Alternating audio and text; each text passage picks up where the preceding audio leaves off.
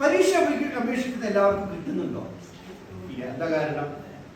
പരീക്ഷയ്ക്ക് അപേക്ഷിച്ച കുട്ടികൾ അതിനു വേണ്ടി ഉള്ള എഫർട്ട് എടുക്കുന്നതിന്റെ അളവ് കുറവായതുകൊണ്ട് എഫർട്ട് എടുക്കുന്ന ആളുകൾ മാത്രം ലിസ്റ്റിൽ വരും, എഫർട്ട് എടുക്കുന്ന ആളുകൾ മാത്രം റാങ്കിൽ വരും. അപ്പോൾ റാങ്കിൽ നമുക്ക് വരണമെങ്കിൽ എന്ത് ചെയ്യണം? നമ്മൾ എഫർട്ട് എടുക്കണമെന്നുള്ള കാര്യത്തിൽ ഇനി ആരും പറയാതെ, അച്ഛനോ അമ്മയോ മറ്റാരും നിർബന്ധിക്കാതെ സ്വയമേവ ഇരുന്ന് പഠിക്കുന്ന ആളുകളായിരിക്കും. എല്ലാവരും സ്വയമേവ പഠിക്കും അല്ലെ? സ്റ്റഡി ടൈം നിങ്ങൾക്ക് തീരുമാനിക്കാൻ പറ്റണം. അതിനെയാണ് ഹാപ്പി സ്റ്റഡി ടൈം എന്ന് പറയാം. അത് സന്തോഷകരമായിട്ട് ഒരു ബോറിംഗ് ഇല്ലാതെ നമുക്ക് ഇത് പഠിക്കാൻ പറ്റുന്ന സമയമാണ് ഹാപ്പി സ്റ്റഡി. ഈ ഹാപ്പി സ്റ്റഡി ടൈമാണ് കൂടുതൽ. നിങ്ങൾ 12 മണിക്കൂറോ 13 മണിക്കൂറോ 14 മണിക്കൂറോ പുസ്തകത്തിന്റെ മുമ്പിൽ ഇരിക്കുക എന്നുള്ളതല്ല സ്റ്റഡി. പിന്നെ എങ്ങനെയാണ് ഒരു ബോറിംഗ് ഇല്ലാതെ ആസ്വദിച്ച് ആ വിഷയം നിങ്ങൾ പഠിക്കാനായിട്ട് എത്ര സമയം നിങ്ങൾക്ക് ഇരിക്കാൻ പറ്റുന്നുവോ ആ രീതിയിലൊരു മാനസികാവസ്ഥ സെറ്റ് ചെയ്യുന്നതാണ് പ്രധാനം.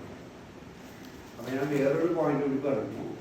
പഠനം അതിന്റെ ലക്ഷ്യത്തിലേക്ക് എത്തണമെങ്കിൽ ആസ്വദിച്ച് പഠിക്കാൻ പറ്റുന്ന രീതിയിൽ ഒരു മാനസികാവസ്ഥ സെറ്റ് ചെയ്യാം. അതായത് ആരെങ്കിലും നിർബന്ധിച്ചിട്ട് നേരെ മറിച്ച് നമ്മൾ ഇഷ്ടത്തോടു കൂടിയാണ് എന്ത് ചെയ്യുന്നത്? അപ്പൊ ഇത്തിരി നേരം ബോറടിച്ചാൽ എന്ത് ചെയ്യണം? ബോറടിച്ചാൽ എന്ത് ചെയ്യണം? പണ്ടൊക്കെ ആളുകൾ എന്ത് ചെയ്യും?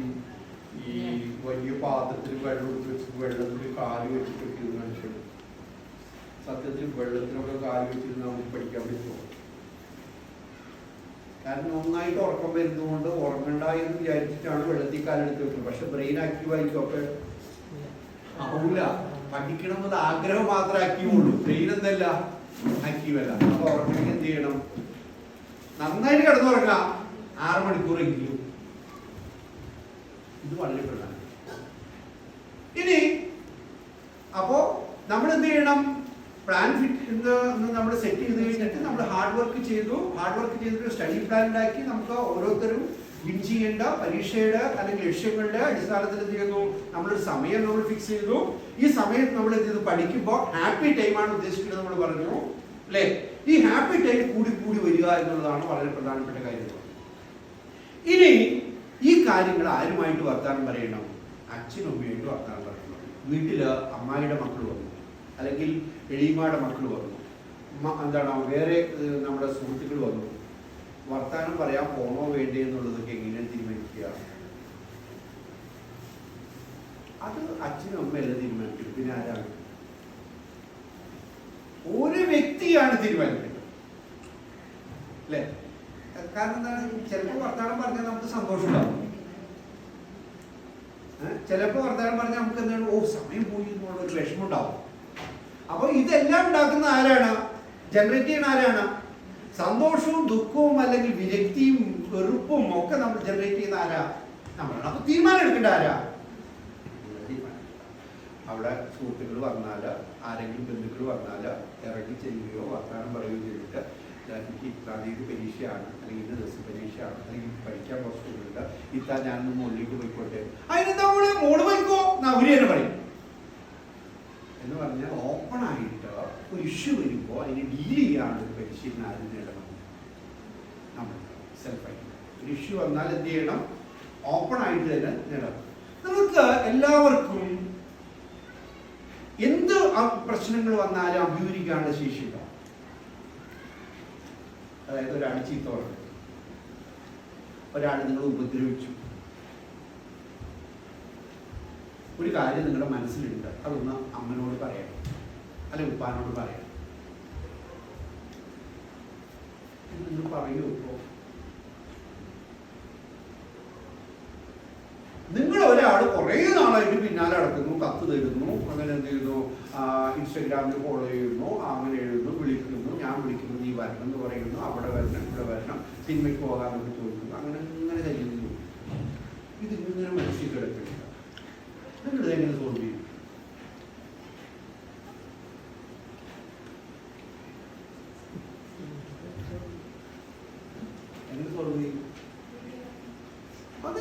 പറയും. ഇഷ്ടമാണെങ്കിൽ എന്താ എനിക്ക് തന്നെ ഇഷ്ടമാണെന്ന് പറയാം.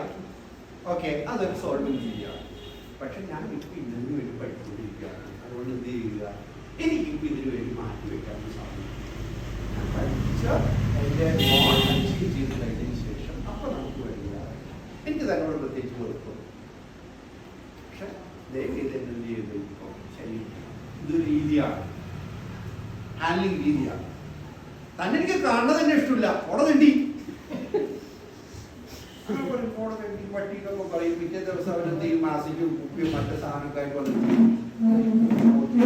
രീതിയിൽ കാണില്ല നമ്മള്, അല്ലേ? അങ്ങനെയല്ല, അവിടെ പല രീതിയിലുള്ള മനുഷ്യരുണ്ട് എന്നുള്ള തിരിച്ചറിവുണ്ടായിട്ട് ആ പ്രശ്നത്തെ ഡീൽ ചെയ്യണം.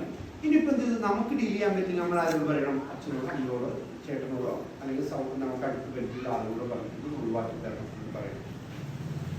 അങ്ങനെ ഉണ്ടാവും. നിങ്ങൾക്ക് പേടി ഉണ്ടെന്നിരിക്കുക. എന്തെങ്കിലും ഒരു കാര്യം നിങ്ങളുടെ മനസ്സിൽ പേടിയായിട്ട് നിൽക്കുന്നത് നിങ്ങൾ എങ്ങനെ സോൾവ് ചെയ്യും? വലിയ പേടിയാണ്. നിങ്ങളെ ഒരാളോ ഒരു സ്ഥലത്ത് വെച്ച് കാണിട്ട് ബലമായി കെട്ടിപ്പിടിച്ച് ചോദിച്ചു, നിങ്ങളുടെ സമ്മതമില്ല, നിങ്ങൾക്ക് അതൊന്നും ഉമ്മാനോട് പറയാം. ചുമ്മാ പറഞ്ഞു കഴിഞ്ഞാൽ എന്ത് ചെയ്യും? നീ അതിന് അവിടെ പോയി നിന്നിട്ടല്ലേ, നീ അങ്ങനെ നിന്നിട്ടല്ലടി, കീഴിലുള്ള ചെരുപ്പിട്ടിട്ടല്ല, നീ ഇത്രക്കുള്ള പാവാടിട്ടിട്ടല്ല, പൊട്ടുകുത്തി നടന്നോ സുന്ദരിക്കോതയായിട്ട് ഒക്കെ പറയുന്നത് കഴിയും. എന്ത് ചെയ്യുന്നു? പറയോ പറയില്ലയോ?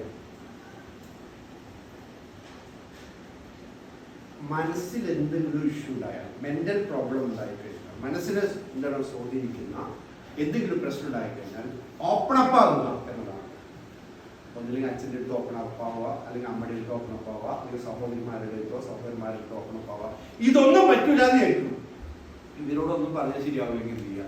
എനിക്കൊരു കൗൺസിലറെ കാണണം, ഒന്ന് വർത്താനം, എൻ്റെ മനസ്സൊന്ന് സ്വസ്ഥമാകാറുണ്ട് എന്ന് പറയുകയും കൗൺസിലറുടെ അടുത്ത് പോവുകയും ചെയ്യണം. കൗൺസിലറുടെ അടുത്ത് പോകുന്നവരെല്ലാവരും എൻ്റെ ഭ്രാന്തായ ആളുകളാണ്. അല്ലേ കേട്ടോ? വട്ടിന് ചികിത്സിക്കുന്ന ആളുകൾ ഒന്നല്ല കൗൺസിലർമാർ. മനസ്സ് എന്നൊരു പ്രതിഭാസം ഉണ്ട് നമുക്ക്. എന്താണ് മനസ്സ്? നമ്മുടെ ബുദ്ധിയുടെയും അല്ലെ, അതായത് തലച്ചോറിൻ്റെയും നമ്മുടെ നാഡീ വ്യവസ്ഥകളുടെയൊക്കെ ഏകീകരണത്തിന്റെ ഭാഗമായിട്ട് രൂപപ്പെടുത്തുന്ന ഒരു പ്രതിഭാസമാണ് മനസ്സിലാക്കുക. അല്ലാണ്ട് കാറ്റല്ല മനസ്സ്, ഹൃദയമല്ല മനസ്സ് എന്ന് പറയുന്നത്. അപ്പോൾ അങ്ങനെ നമ്മളെ ഉള്ളിൽ ഉണ്ടാവുന്ന ഒരു സാധനമാണ് മനസ്സെന്ന് പറയുന്നത്. ഈ മനസ്സിന് വിഷമുണ്ടെങ്കിൽ നമുക്ക് പഠിക്കാൻ പറ്റുമോ? ഇല്ല. അപ്പൊ അതുകൊണ്ട് അങ്ങനെ ഒരു ഇഷ്യൂ എപ്പോഴെങ്കിലും നിങ്ങളുടെ മനസ്സിൽ രൂപപ്പെട്ടാൽ നിങ്ങൾ എന്ത് ചെയ്യണം? ഒന്നില്ലെങ്കിൽ ടീച്ചറോട് പറയുക, അല്ലെങ്കിൽ അച്ഛനോട് പറയുക, അല്ലെങ്കിൽ ഒന്നിനോട് പറയുക, സഹോദരിയോട് പറയുക, അല്ലെങ്കിൽ എന്ത് ചെയ്യുക? ഒരു കൗൺസിലർ കണ്ടിട്ട് എന്ത് ചെയ്യുക? രീതി. അപ്പോ ഞാൻ പറഞ്ഞ മറ്റൊരു പോയിന്റ് എന്ന് പറഞ്ഞാൽ, മനുഷ്യന് ഫിസിക്കൽ ഹെൽത്തും ഉണ്ട്, മെന്റൽ ഹെൽത്തും ഉണ്ട്. അതിന് വളരെ പ്രധാനപ്പെട്ടതാണ് മെന്റൽ ഹെൽത്ത്. നമ്മുടെ വീടുകളിൽ അച്ഛനും അമ്മയ്ക്കും ഒന്നും തന്നെ അറിയാത്തൊരു വസ്തുതയാണ് കുട്ടിക്ക് എന്തുണ്ട്, ഒരു മനസ്സുണ്ട് എന്നുള്ള കാര്യം. കുട്ടിയുടെ തെരു പറയുമ്പോൾ നമ്മളൊന്നും ചെയ്യാറില്ല, ആലോചിക്കാറില്ല. കുട്ടിക്ക് മനസ്സുണ്ടെന്നുള്ള കാര്യം ആലോചിക്കാറില്ല. കുട്ടിനെ കളിയാക്കും, മറ്റുള്ള ആളുകൾ മുമ്പിൽ വെച്ച് കളിയാക്കുമ്പോൾ നമ്മൾ ചെയ്യാറില്ല, ഇതാലോചിക്കാറില്ല. അവൾക്ക് ഇതെങ്ങനെ ഫീൽ ചെയ്യുന്നത്? ഒരു കുട്ടിയെ മറ്റൊരു കുട്ടിയായിട്ട് കമ്പയർ ചെയ്യുമ്പോൾ നമ്മൾ എന്ത് ചെയ്യാൻ ആലോചിക്കുക. അതുകൊണ്ട് അങ്ങനെ എന്തെങ്കിലും ഇഷ്യൂ നിങ്ങൾക്ക് എപ്പോഴും ഡെവലപ്പ് ചെയ്താൽ നിങ്ങൾ എന്ത് ചെയ്യണം? You will be open up. നിങ്ങൾ എന്ത് ചെയ്യണം? ഓപ്പൺ അപ്പ് ആവുക, പറയുക, എനിക്ക് ആ ഒരു കൗൺസിലിംഗ് ആവശ്യമുണ്ട്, അല്ലെങ്കിൽ ഇതൊരു വർത്താനം പറയണം, പറയുക. അപ്പൊ അങ്ങനെയുള്ള കാര്യങ്ങൾ കൂടി നിങ്ങൾ എന്ത് ചെയ്യും? ഇനി ഇപ്പൊ ഞാൻ പറഞ്ഞ നിങ്ങളുടെ സ്റ്റഡി പ്ലാനുമായിട്ട് ബന്ധപ്പെട്ടുകൊണ്ട് നിങ്ങൾ രൂപപ്പെടുത്തിയെടുക്കേണ്ട കാര്യങ്ങളെ കുറിച്ചാണ് ഞാൻ പറഞ്ഞത്. നിങ്ങൾ ഏത് പുസ്തകമായിരിക്കും ഉപയോഗിച്ചിട്ട് പഠിക്കും? നിങ്ങളൊരു കോമ്പറ്റേറ്റീവ് പരീക്ഷയ്ക്ക് വേണ്ടി തയ്യാറാകുമ്പോൾ ഏത് പുസ്തകം ഉപയോഗിക്കണം? മാർക്കറ്റിൽ ഒരുപാട് തരത്തിലുള്ള പുസ്തകം ഉണ്ടാവും. സ്കൂളിൽ പഠിപ്പിക്കുന്ന വിവിധങ്ങളായിട്ട് തരത്തിലുള്ള പുസ്തകം ഉണ്ടാവും. നിങ്ങൾ എങ്ങനെയുള്ള പുസ്തകം സെലക്ട് ചെയ്യും? ഞാൻ നേരത്തെ ഒരു കാര്യം പറഞ്ഞു, നിങ്ങൾ എന്താണ് ലക്ഷ്യം വെച്ചിരിക്കുന്നത് വെച്ചാൽ ആ ലക്ഷ്യത്തിലേക്ക് നിങ്ങൾക്ക് എത്തണമെന്നുണ്ടെങ്കിൽ അതിന് ഏത് പുസ്തകമാണ് ബേസ് ചെയ്യാനായിട്ട് പറഞ്ഞതെന്നുള്ളത് അതിൻ്റെ അകത്തുണ്ടാവും. ഉദാഹരണമായിട്ട് പറയുകയാണെങ്കിൽ നീറ്റ് എഴുതുന്നു, അല്ലെങ്കിൽ JEE എഴുതുന്നു, അല്ലെങ്കിൽ IMPCT എഴുതുന്നു, അങ്ങനെ എന്തെങ്കിലും പരീക്ഷകൾ, അല്ലെങ്കിൽ കുസാറ്റിന്റെ പരീക്ഷ എഴുതുന്നു എന്നൊക്കെ പറയുന്നു. അപ്പൊ അങ്ങനെയൊക്കെ പറയുമ്പോൾ അവർ പറഞ്ഞിട്ട് എന്താണ് NCERT സിലബസ് വേണം. കൃത്യമായിട്ട് പറഞ്ഞിട്ട് അതിനകത്ത് എന്താണ് NCERTയുടെ സിലബസ് വേണം. അപ്പൊ നമ്മൾ പഠിക്കുന്ന സിലബസ് ഏതാണ്? NCERT syllabus. അപ്പോൾ ഇത് നമ്മൾ അറിഞ്ഞിട്ട് വേണം പഠിക്കുന്നത്. എപ്പോഴും ഏത് സിലബസ് ആണ് പഠിക്കേണ്ടത് എന്നുള്ളത് കൃത്യമായി നമ്മൾ അറിഞ്ഞിട്ട് വേണം പഠിക്കണം. എന്താണ് പഠിക്കേണ്ടത്, അതെങ്ങനെ പഠിക്കണം, അതിന്റെ വിശദാംശങ്ങളും പഠിക്കണം. ഇങ്ങനെ പഠിച്ചു വരുമ്പോൾ കിട്ടാത്ത കാര്യങ്ങൾ, ഓരോ ദിവസവും കിട്ടാത്ത കാര്യങ്ങൾ വരുന്നാൽ അത് എന്ത് ചെയ്യണം, ഓരോ ചാപ്റ്ററിലും കിട്ടാത്ത കാര്യങ്ങൾ വന്നാൽ എന്ത് ചെയ്യണം, കുറിച്ച് വെക്കണം. അങ്ങനെ പുസ്തകങ്ങൾ ഇല്ല. എനിക്ക് കിട്ടാത്ത, എനിക്ക് മനസ്സിലാകാത്ത ഈ ചാപ്റ്ററിലെ ചോദ്യങ്ങൾ അല്ലെങ്കിൽ ഈ ചാപ്റ്ററിലെ കാര്യങ്ങൾ ഇതാണ് എന്ന് കുറിച്ച് വെക്കുന്ന ഒരു പുസ്തകവും അടുത്ത ദിവസം ആ വിഷയം എടുക്കുന്ന മാഷ് വരുമ്പോൾ ചോദിക്കേണ്ട ചോദ്യങ്ങൾ ഇന്നത് എന്ന് കുറിച്ച് വെച്ചൊരു പുസ്തകം ആരെങ്കിലും കയ്യിലുണ്ടാവില്ല. അത് സയന്റിഫിക് സ്റ്റഡി പ്ലാൻ ഉണ്ടാക്കി വെച്ച് പഠിക്കുന്ന ആളുകളുടെ കയ്യിൽ മാത്രമേ ഉണ്ടാവുള്ളൂ. അത് ഞാൻ പറഞ്ഞ വേറൊന്നുമല്ല, നിങ്ങൾക്ക് എന്താണ് അറിഞ്ഞുകൂടാത്തത്, നിങ്ങൾ തിരിച്ചറിവുണ്ടാവും. ഇതാണ് വളരെ പ്രധാനം. എനിക്കെന്ത് അറിയില്ല എന്നുള്ളത്, എനിക്കെന്ത് മനസ്സിലാകില്ല എന്നുള്ളത് എനിക്കറിഞ്ഞാൽ ഞാൻ ആ വിഷയം പിന്നെ പഠിക്കും. ആ ഒരു അറിവ് നമുക്കുണ്ടോ, അതുണ്ടാവണം. അങ്ങനെ ഒരു സാധനം നിങ്ങൾ സ്റ്റഡി പ്ലാനിൽ എഴുതി നിങ്ങൾ തയ്യാറാക്കി വെച്ചിരിക്കണം. അതാണ് നിങ്ങളുടെ ഏതൊരു കോമ്പറ്റേറ്റീവ് പരീക്ഷയ്ക്ക് വേണ്ടി തയ്യാറാകുമ്പോൾ നിങ്ങൾക്ക് നിങ്ങളുടെ കയ്യിൽ ഉണ്ടാകേണ്ടത്. അതാണ് നിങ്ങൾ ക്ലിയർ ചെയ്യുന്നത്. ഇനി ഏത് രീതിയിലുള്ള പരീക്ഷയാണ് എന്നുള്ളത് നിങ്ങൾക്ക് മുൻകൂട്ടി അറിയാൻ പറ്റും. കമ്പ്യൂട്ടർ ബേസ്ഡ് ആയിട്ടുള്ള പരീക്ഷയാണോ, ഇൻ റിട്ടൺ അതായത് റൈറ്റിങ്ങിലുള്ള പരീക്ഷയാണോ എന്നൊക്കെ, ഓൺലൈൻ എക്സാംസ് ആയിരിക്കും. അപ്പോൾ ഇങ്ങനെയുള്ള പരീക്ഷകൾ നിങ്ങൾ എഴുതിയിട്ടുണ്ട് ഇതിനു മുമ്പ്?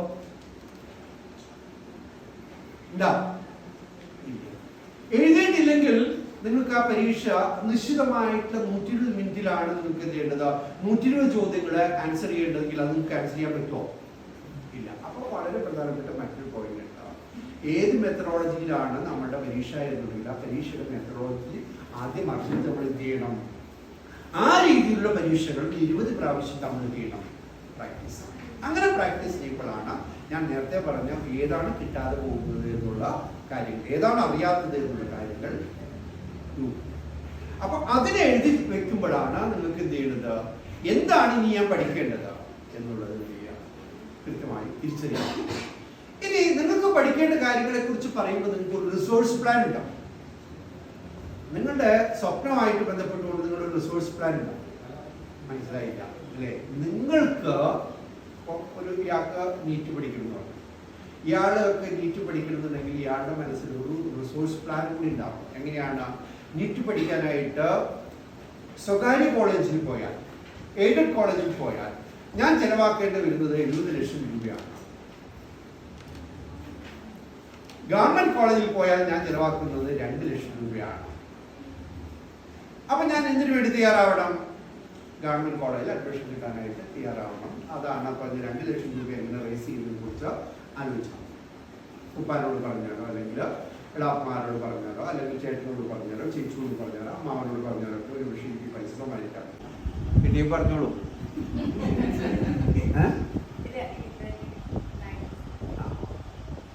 അങ്ങനെയുള്ള കോഴ്സുകൾ ഒരുപാടുണ്ട്.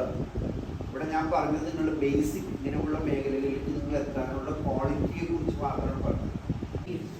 അതുകൊണ്ട് അങ്ങനെയുള്ള ഡിഗ്രി. പിന്നെ വരുന്നതെന്ന് വെച്ചാൽ ഞാൻ നേരത്തെ പറഞ്ഞ ടിൻ ഡിഗ്രീസ് വളരെ പ്രധാനപ്പെട്ടതാണ്. പലതിനും പല എന്താണ്, നമ്മളൊരു ഡിഗ്രി കഴിഞ്ഞിട്ടാണല്ലോ BBA ഒക്കെ പോവുക, പിന്നെ MBA പോവുക അല്ലേ? അതൊക്കെ നമുക്ക് ഒറ്റ ഡിഗ്രി എടുക്കാൻ പറ്റും. 2 ഡിഗ്രി ഒരേ സമയം. പിന്നെ വിദേശ യൂണിവേഴ്സിറ്റികളുടെ കാര്യം പറയും. വിദേശ യൂണിവേഴ്സിറ്റികളുടെ ആകർഷണം എന്താണെന്ന് വെച്ചാൽ അതിനൊരു ഓണേഴ്സ് ഡിഗ്രി ചെയ്യുകയാണെങ്കിൽ, ഇപ്പോൾ Pondicherry university honours degree BA ചെയ്യുകയാണെങ്കിൽ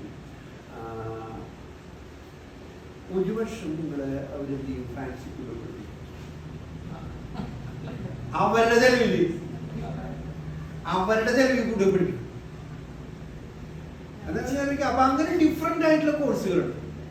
അപ്പൊ ഏത് കോഴ്സ് എവിടെ ഉണ്ടെന്ന് അറിയാനായിട്ട് നമ്മൾ എന്ത് ചെയ്യണം, അന്വേഷിക്കണം എന്നുള്ളതാണ് പറയുന്നത്. അതാണ് നമ്മൾ നേരത്തെ ഞാൻ പറഞ്ഞത്, നമ്മൾ ഈ വിവരങ്ങൾ ശേഖരിച്ചിട്ട് ആ വിവരങ്ങൾ ഒരിക്കലും നിങ്ങൾ ഈ വിവരങ്ങൾ ശേഖരിക്കുന്നത് ഏജന്റുമാരെ കയ്യിൽ നിന്നാ വരും. അതായത് ഓരോ രാജ്യങ്ങളിലേക്ക് പോകാനായിട്ട് കോഴ്സ് ചെയ്യാനായിട്ട് ഒരുപാട് ഏജൻസി നമ്മുടെ നാട്ടിലുണ്ട്. അവരുടെ കയ്യിൽ നിന്ന് വിവരങ്ങൾ ശേഖരിക്കുക. അവർ ചെയ്യുന്ന കാര്യം എന്താണെന്ന് വെച്ചാൽ എളുപ്പത്തിൽ കുറെ ആളുകൾ ഇവിടുന്ന് കയറ്റി അയച്ചിട്ട് അവർ അവിടെ ചെന്നിട്ട് എന്തിനു വേണ്ടി ജീവിച്ചോട്ടെ, ഒരു പ്രശ്നമില്ല, കയറ്റി അയക്കാം. അപ്പൊ കിട്ടുന്ന കമ്മീഷനാണ്.